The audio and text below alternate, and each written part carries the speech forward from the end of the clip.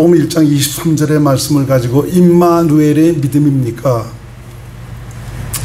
설교 들어가기 전에 우리 한 가지 말씀드리는데, 우리 옥상에는 브루베리 나무가 3개가 있습니다. 아주 큰 건데 올해도 잘 많이 열렸는데, 망을 씌우지 않으니까 우린 먹질 못하고 처음 보고 새밥이 되고 있어요. 새벽 기도 나올 때 그 꼼꼼한데도 그때 와서 기다리고 있다가 그걸 먹더라고.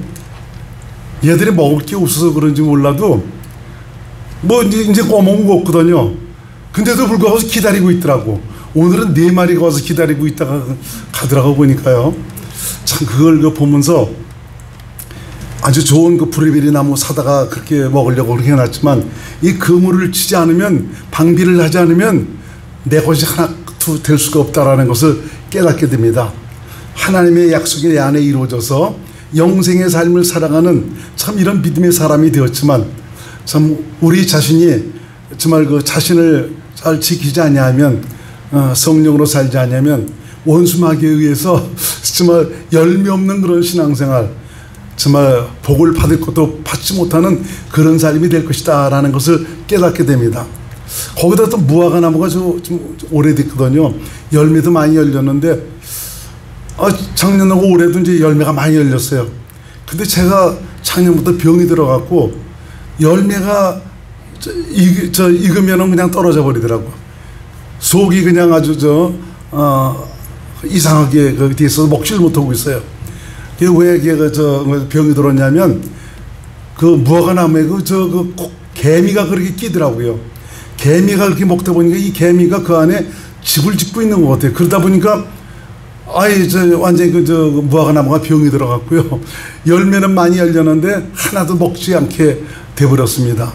참 그걸 통해서 느끼는 것이 바로 뭐냐, 평소에 내가 믿음으로 산다고 그랬을 때 조그만 그리스도 안에서 살아됨에도 불구하고 정말 그 육신적인 거, 인간적인 거, 뭐 이런 것들에 자꾸 자신을 내주다 보면 나중에는 영적으로 병이 들어버린다. 영적으로 병들면 하나님께서 기뻐하실 좀 그런 믿음의 사람이 되지 못한다라는 것을 더 깨닫게 됩니다. 하여튼 저와 여러분 모두가 오늘 이런 비유의 말씀을 통해서 더 이제는 지금 지구촌에 일어나는 일들을 보면은 우린 지금 마지막 때 살고 있거든요. 그러면은 슬기로운 지혜로운 믿음의 사람들이 되어야 됩니다. 내 영혼을 누가 지킵니까? 내가 지킵니다. 다른 사람이 지켜줄 수가 없고요. 이 육체라는 것은 자꾸 좀 그 육체의 그 소욕을 따라 살아가도록, 육체의 정욕과 안목의 정욕과 이생의 자랑, 이것을 따라 살아가도록 계속 여기서 좀 역사하고 있습니다. 속지 말아야 됩니다. 그래서 계속 우리 교회에서 이제 목사님들 그 성경부 그 모임을 가지면서 그 말씀을 나누는데, 여러분들에게 지금 나눠드리고 있는 그 부분에 대해서 계속 하고 있거든요. 이번에 이제 돌아오는 이번 주가 이제 7번째 가치관의 악덕이다. 참 이분들이 그 책이 있습니다. 한두 번을 다 보셨어요. 근데도 고백하는 말씀들이, 목사님, 내가 전에 그 몇 번을 봤는데 이제 더 깨달아지는 것이 바로 무엇입니까? 내가 바로 저런 모습이네요. 날 두고 하나님께서 하신 말씀이네요 라고 그렇게 말씀 들었어요. 저는 거기서 그 설교를 하는 것도 아닙니다. 강의를 하는 것도 아니고 그걸 그대로 타자친 걸 그대로 저는 읽고 있습니다. 읽는 과정에서 더 좀 이해가 되기 쉬운 그런 것들은 제가 좀 강조해서 말씀을 드리는데, 목사님들이 굉장히 은혜를 받고 있더라고요. 내가 전에 이걸 몇 번 봤는데도 왜 그런 깨달음을 진짜 갖지 못했는지 모르겠다고. 전에도 나름대로 깨달음을 가졌는데 지금에 와서는 더 마음속 깊이 새겨지면서, 신앙생활의 그 정수가 무엇인가를 더 그렇게 깨달아져서 너무너무 감사하다고. 정말 그 모이시는 분들이 한 10명 정도 모이시는데 멀리서 오시는 분들이 많거든요. 빠지지 않고 열심히 나오더라고요. 보니까 좀 안 나오셔도 될 텐데 아주 열심히들 나오세요. 그만큼 말씀에 대한 어떤 갈급함이 있고 또 내 영혼을 채워주는 그런 귀한 말씀이 있어서 그런 것 같습니다. 아무쪼록 저와 여러분 모두가 그리스도 안에서 새 언약의 일꾼으로 하나님께서 원하시는 뜻대로 준비되어서 그날에 우리 주님께서 원하시는 귀한 믿음의 사람들이 될 수 있기를 주의 이름으로 축원을 드리겠습니다. 자, 오늘은 좀 쉬운 설교입니다. 임마누엘의 믿음입니까? 이것은 어떤 성도가 그러더래요. 하나님이 내 안에 오셔서 나와 함께 사신다.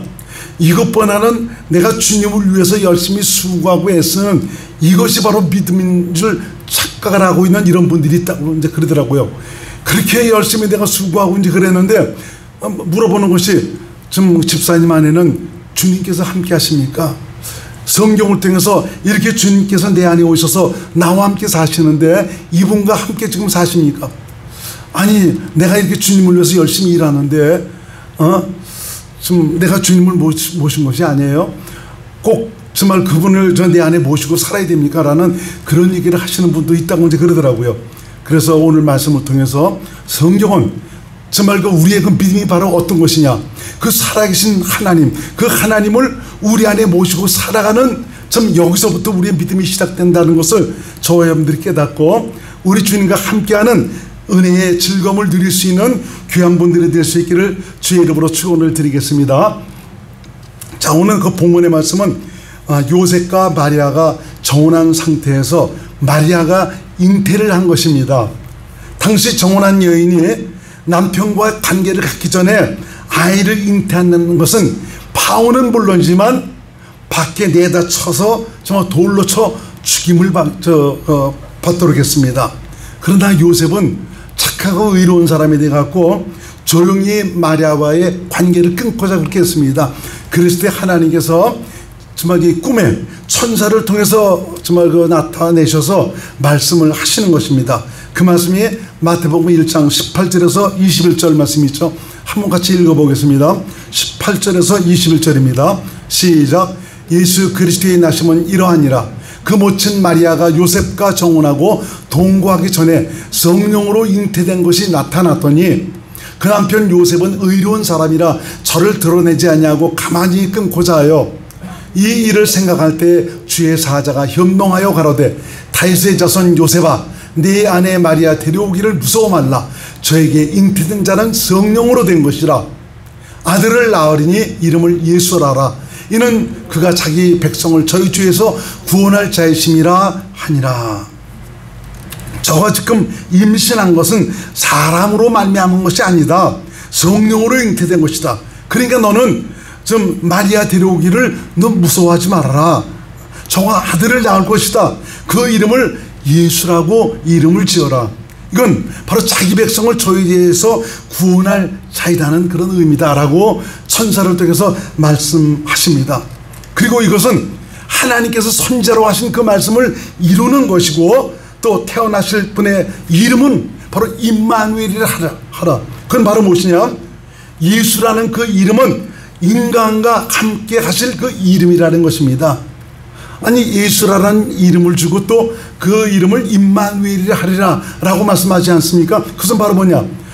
정말 저로 말미암아 태어날 자가 바로 예수님인데, 하나님의 아들 예수님인데, 그 예수님은 바로 우리 인간과 함께 하실 그분이다라는 것을 우리에게 말씀해 주고 있습니다.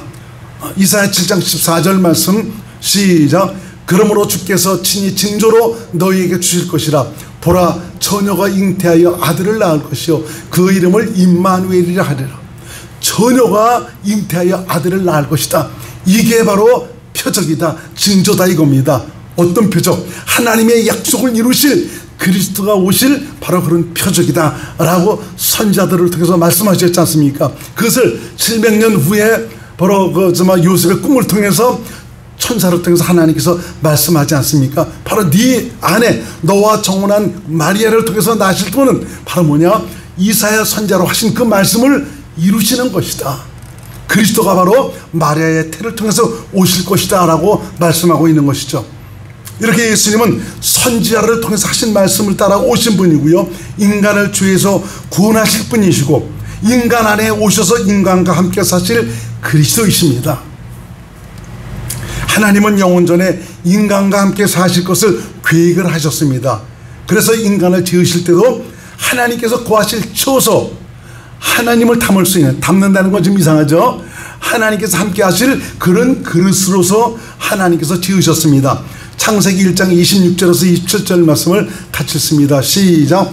하나님이 가라사대 우리의 형상을 따라 우리의 모양대로 우리가 사람을 만들고 그로 바다의 고기와 공중의 새와 육축과 온 땅과 땅에 기는 모든 것을 다스리게 하자 하시고, 하나님이 자기의 형상 곧 하나님의 형상대로 사람을 창조하시되 남자와 여자를 창조하시고, 하나님의 형상을 따라 하나님의 형상과 모양으로 지으셨다라고 말씀해 주고 있지 않습니까? 여기서 하나님의 형상의 모양이란 하나님과 똑 닮은 그 실체의 모양을 뜻하고 있습니다. 특히 이제 형상이란 그 히브리어 원어의 의미는 바로 첼렘이라고 사용하고 있는데, 이것은 실체로서의 그 의미입니다. 실상으로서의 의미. 그리고 또 이 드모트라는 것, 그 모양이라는 것은 드모트인데, 실제를 담을 실체와 똑 닮은 그 모양으로서의 정말 그 의미를 가리키고 있습니다. 그래서 하나님께서 이렇게 인간을 지으실 때 하나님의 그 실체 모양으로 지으셨다는 것입니다. 하나님이 들어와서 사실 그런 그릇, 처소로 지으셨다는 것이죠. 이것은 장차 하나님께서 바로 우리 인간 안에 오셔서 인간과 함께 사시기로 작정하시고 지으셨다는 그런 말입니다. 참 너무 놀라운 일 아닙니까? 전지전능하신 하나님, 만물을 지으시고 능력이 한이 없으신 그 하나님, 그분이 인간과 함께 사시기를 작정을 하시고 우리 인간을 지으셨다는 것은 이건 놀라운 일이 아닐 수가 없습니다. 인간을 향한 무한한 사랑입니다. 창조주 하나님이 바로 피조물인 인간과 영원히 함께 살기를 원하셔서 당신께서 거하실 처소로 지으셨다는 말입니다. 이게 얼마나 놀라운 일입니까? 이러한 뜻을 따라 지음을 받은 인간이 죄를 지음으로 말미암아 하나님을 떠났습니다. 그렇지만 하나님은 아들을 보내셔서 그들의 모든 죄를 다시 사하시고 전에 작정하신 그 계획을 이루시기로 하셨습니다. 인간이 죄를 가지고 있는 이런 상태에서는 하나님과 함께 할 수도 없고 하나님과 함께 살 수도 없습니다. 죄인이란 것은 바로 무엇을 가리킵니까? 하나님을 반역한 마귀에게 속했다는 것을 말하고 있고요, 타락하고 부패한 변질된 더러운 존재라는 그런 의미입니다. 이런 더러운 존재, 부패하고 타락한 이런 존재가 하나님과 함께 살 수는 없는 겁니다. 하나님께서 우리 안에 오셔서 함께 거하실 수가 없는 겁니다. 그래서 죄를 사시기 위해서 하나님께서 그리스도를 이 땅에 보내셨는데, 그리스도를 보내신 이유는 이 죄를 사할 수 있는 것은 오롯이 피로만 정말 그 대속을 할 수 있기 때문에 그렇습니다. 그것도 죄가 없는 의인의 피. 그래서 하나님이신 예수님께서 바로 마리아의 태르비로 이 땅에 오셨죠. 바로 육신을 입고 이 땅에 오신 이유는 바로 뭐냐? 피 흘려서 우리의 모든 죄를 대속하시고 정말 하나님께서 영원전에 작정하신 그 계획을 이루시기를 위해서 그렇게 오셨다는 것입니다. 그러므로 천하 인간의 우리 인간의 죄를 사실 수 있는 분은 예수님밖에 없습니다. 예수님의 피값으로만이 죄에서 사함을 받을 수가 있습니다. 이렇게 죄를 사하신다는 것은 하나님께서 작정하신 대로 하나님께서 바로 우리 안에 오셔서 우리와 함께 사시기 위해서 그렇습니다. 그래서 성경에는 예수 외에는 구원받을 다른 이름을 주신 일이 없다라고 말씀하고 있습니다. 사도행전 4장 12절 말씀 표준 세번역으로 한번 보겠습니다. 시작. 이 예수밖에는 다른 아무에게도 구원은 없습니다. 사람들에게 주신 이름 가운데 우리가 의지하여 구원을 얻어야 할 이름은 하늘 아래 이 이름밖에 다른 이름이 없습니다. 예수 이름. 다른 종교에서도 구원을 얘기하고 천국 갈 수 있다고 그러지 않습니까? 이게 다른 종교에서 얘기하는 그런 구원, 좋은 데 갈 수 있다는 그런 것은 전부 다 우리가 선악과를 먹어서 정말 내 안에 새겨진 율법, 양심, 선악의 가치관, 어떤 것이 옳고 어떤 것이 나쁜지 하나님처럼 전부 다 분별하고 알게 돼 있어요. 다만 마귀에게 속해 있기 때문에 선에게 살 수 없는 것뿐이지 선도 알고 악을 알고, 그래서 이 악이 나쁜 것을 알기 때문에 악을 버리고 선에게 살려고 하는 그런 욕망이 있지 않습니까? 그래서 모든 종교는 다 선하게 살면, 착하게 살면, 의롭게 살면 좋은 데 간다라고 그러지 않습니까? 근데 하나님께서는 그것 갖고는 너희가 죄를 해결받을 수가 없다. 예수 이름 외에는 구원받을 다른 이름을 주신 일 없다. 왜냐하면 죄를 속할 수 있는 분은 바로 예수님이기 때문에 하나님께서 당신의 아들을 그리스도로 보내셔 그리스도의 그 피값으로만이 우리가 살 길, 죄에서 사함받을 수 있는 길을 열어주셨기 때문에 아무리 인간이 선하고 의롭고 착하게 산다 할지라도 구원을 받을 수 없다 이겁니다. 그것 가지고 우리 저의 모든 죄를 사함 받을 수 없다는 이런 것을 우리에게 말씀해 주고 있는 것입니다. 그래서 다른 그 친구나 다른 사람들이 전도할 때 야 뭐 종교는 다 똑같은 것이지 너희도 사랑 얘기하고 우리도 사랑 얘기하는 다 똑같은 거 아니냐 라고 얘기하시는 그런 분에게 정말 기도하면서 잘 전달할 수 있기 바랍니다. 죄를 사할 수 있는 것은 바로 예수밖에 없는데 하나님은 바로 그 아들 예수님을 보내셔서 그 아들의 피값을 통해서 우리에게 살 길, 죄사함을 받을 수 있는 길을 열어놓으셨는데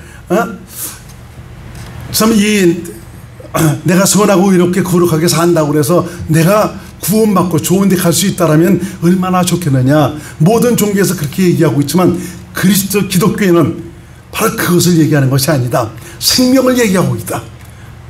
근데 그분들이 이해를 못하겠죠.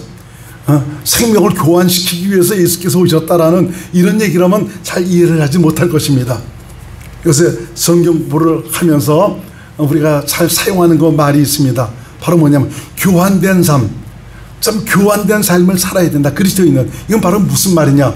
전에 옛사람, 마귀에게 속한 저 옛사람, 이 옛사람은 십자가에서 예수께서 함께 죽여버렸기 때문에 이제는 그것은 죽었습니다. 이 말은 바로 뭐냐?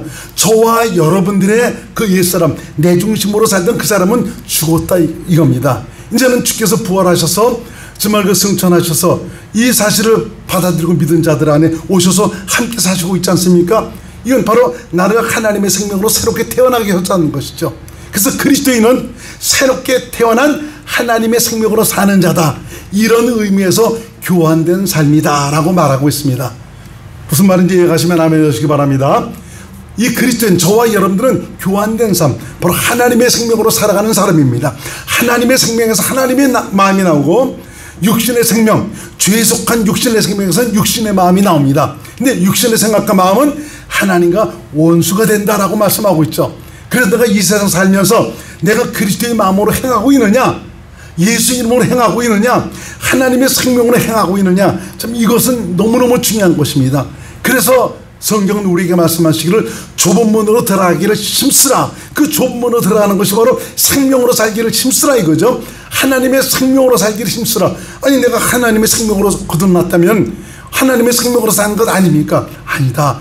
네가 비록 거듭나서 하나님의 생명으로 사는 그런 존재가 되었지만 아직까지 육체 가운데 살아가고 있기 때문에 이 육신에 있는 것은 자꾸 마귀가 저 육신의 소욕을 발동을 시켜서 타락하고 변질된 부패한 마음으로 살도록 계속 역사하고 있기 때문에 네가 그래서 이 땅에 살아가는 동안은 육체 가운데 살아가는 동안은 성령으로 살기에 힘써야 된다. 성령께서는 바로 하나님의 생명으로 그리스도 안에서 하나님의 생명으로 살도록 가르치는 분이기 때문에 바로 성령으로 살기에 힘써야 된다. 이걸 가리켜서 성경은 좁은 문으로 들어가기를 힘써라 라고 말씀해 주고 있습니다.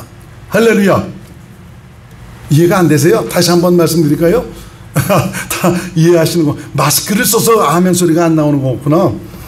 하여튼 정말 그 하나님의 생명으로 태어난 하나님의 자녀이기 때문에 전에 그 육신의 생명으로 살아가던 그런 모습을 자꾸 고집하며 저 모습으로 살아가려고 그러지 말고 이제는 새로 태어난 하나님의 자녀답게 성령의 가르침을 통해서 그리스도 안에서 주님 주신 마음으로 살아갈 수 있기를 주의 이름으로 축원드립니다. 우리가 기도하는 이유는 이것 때문에 하는 거예요.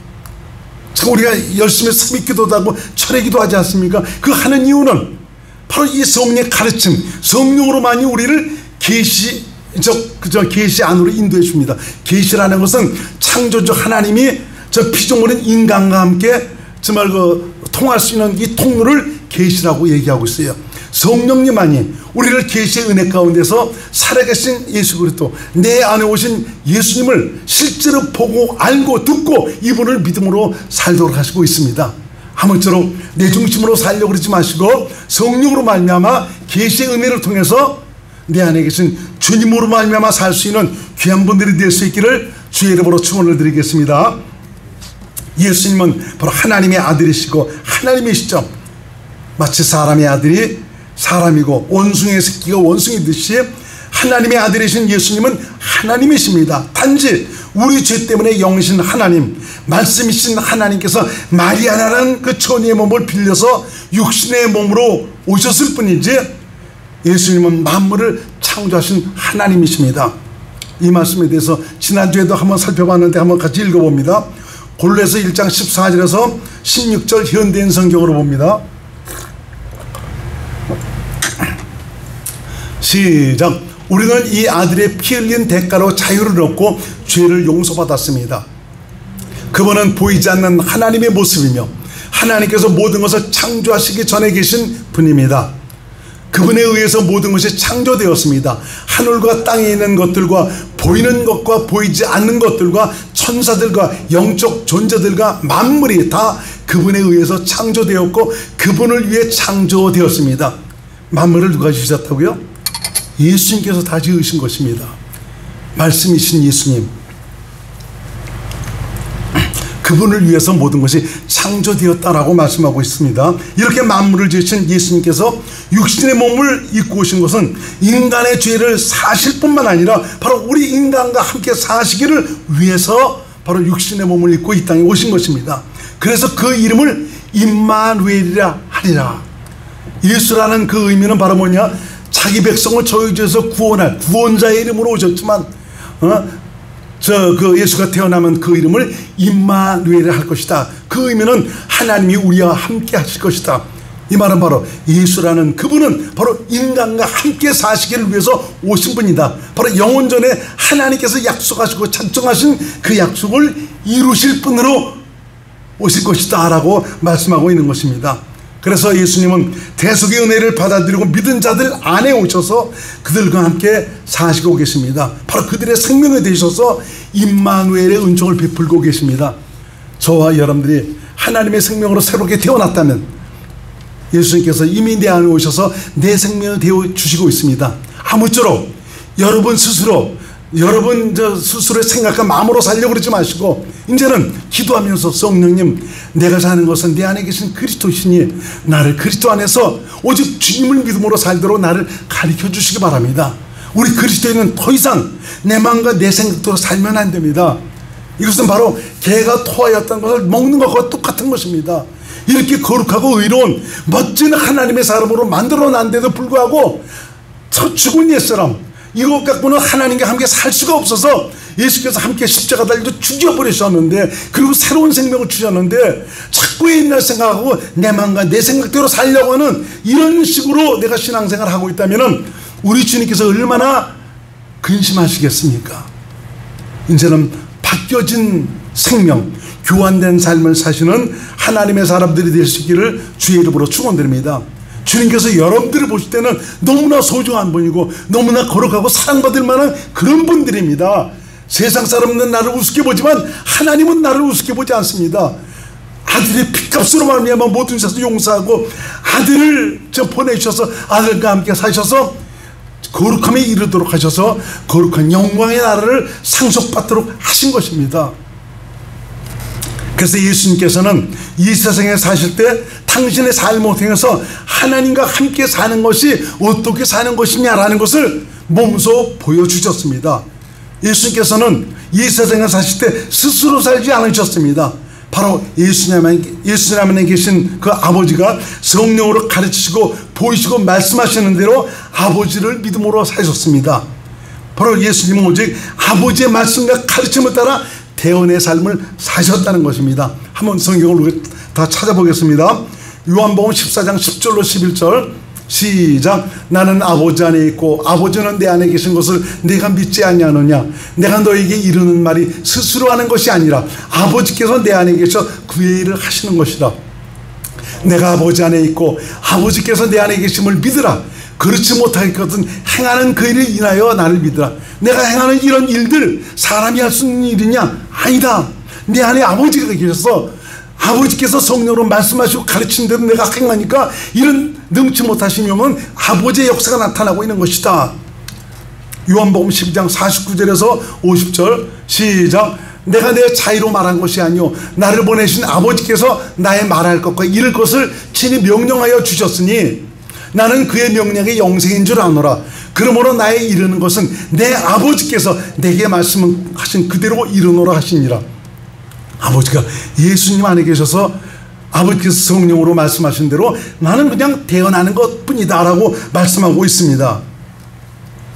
이렇게 예수님은 아버지가 성령으로 말씀하시고 가르치신 대로 아버지를 믿음으로 사셨습니다. 이렇게 사는 예수님을 아버지가 바로 기뻐하셨다라고 성경은 말씀하고 있습니다. 그래서 그 믿음이라는 것은 바로 내 안에 계신 하나님의 말씀을 듣고 사는 것이 믿음이고요, 이러한 믿음을 하나님께서 기뻐하시는 것입니다.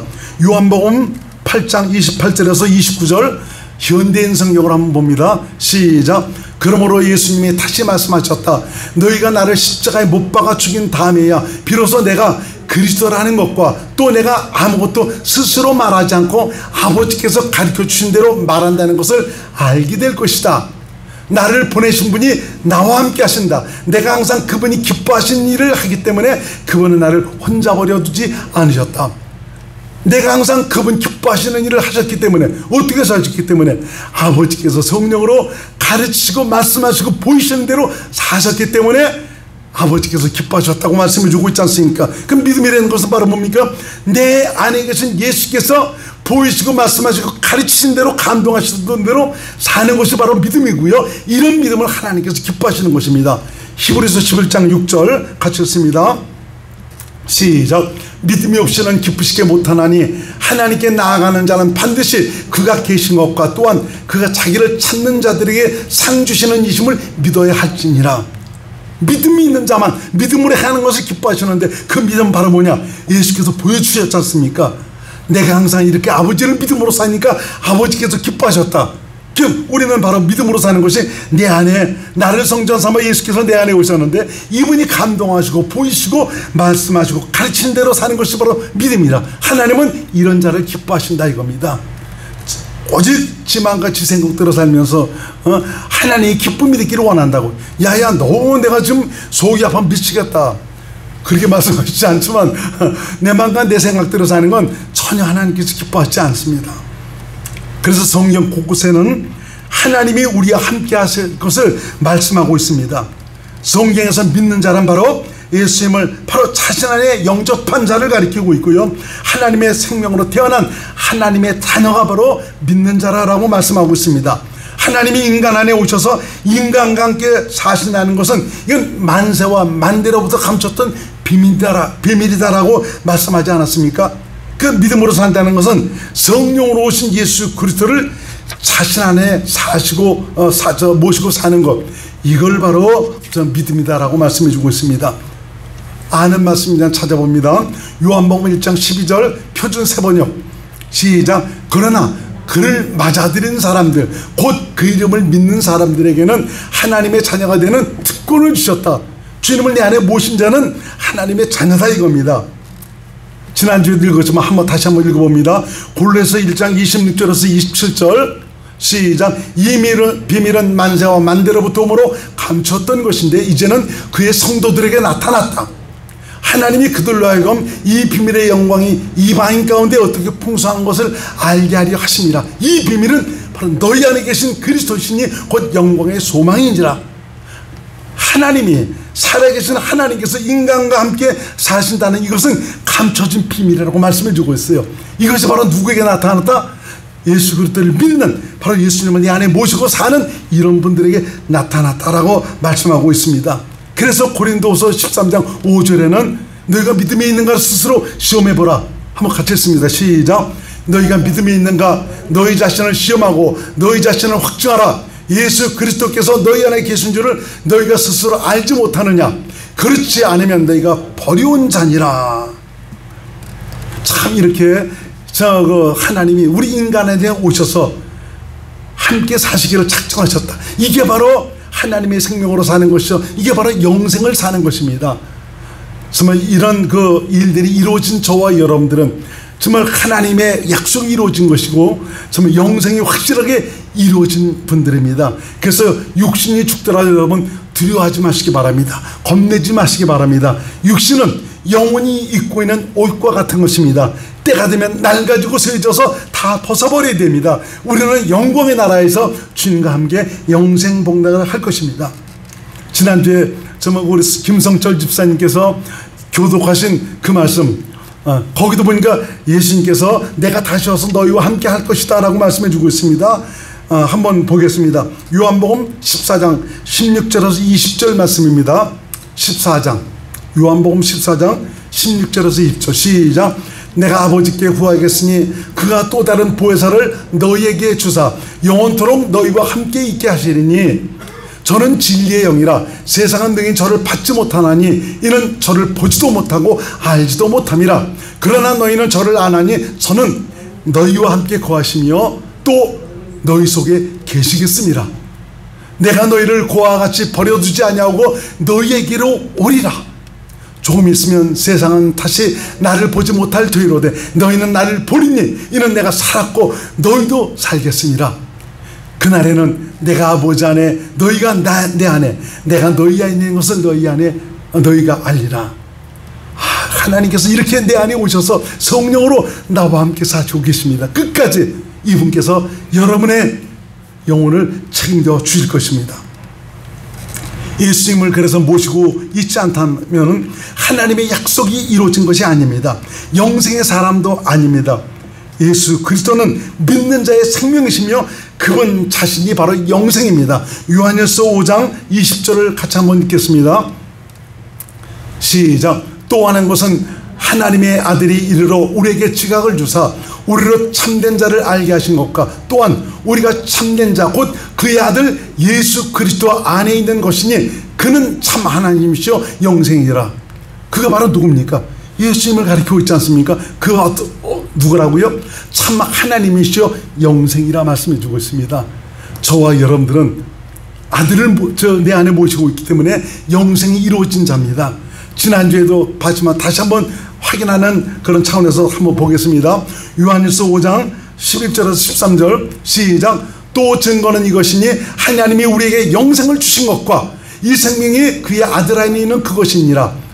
아들이 있는 자에게는 생명이 있고 아들이 없는 자에게는 생명이 없느니라.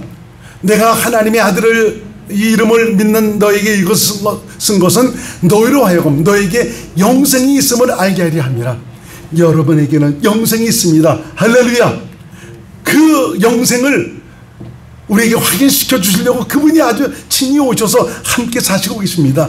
그러니까 이 세상 살아가면서 좀 힘들고 어렵더라도 여러분 그것 때문에 힘들어하지 마시고 네 안에 영생을 책임져 주기 위해 오신 예수 그리스도 그분으로 인해 기뻐하시고 감사할 수 있기를 주의 이름으로 축원드립니다.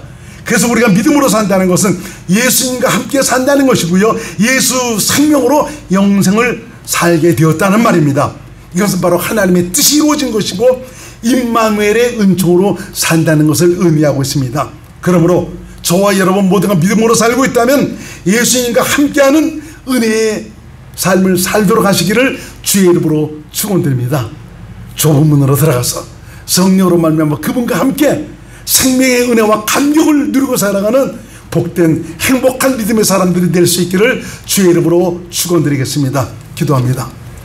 고마우신 예수님, 오늘 마태복음 1장 23절의 말씀을 통해서 예수라는 그 이름은 우리의 모든 죄를 대속하시기 위해서 사식에서 오실 분이라고 말씀해 주셨는데 그 이름을 임마누엘이라고 말씀하신 것은 바로 그분이 우리 인생 안에 오셔서 생명이 되셔서 영생을 주도하시는 하나님이라는 것을 깨닫게 하시기 위해서 바로 마태복음 1장 23절의 말씀을 통해서 우리에게 말씀하셨습니다.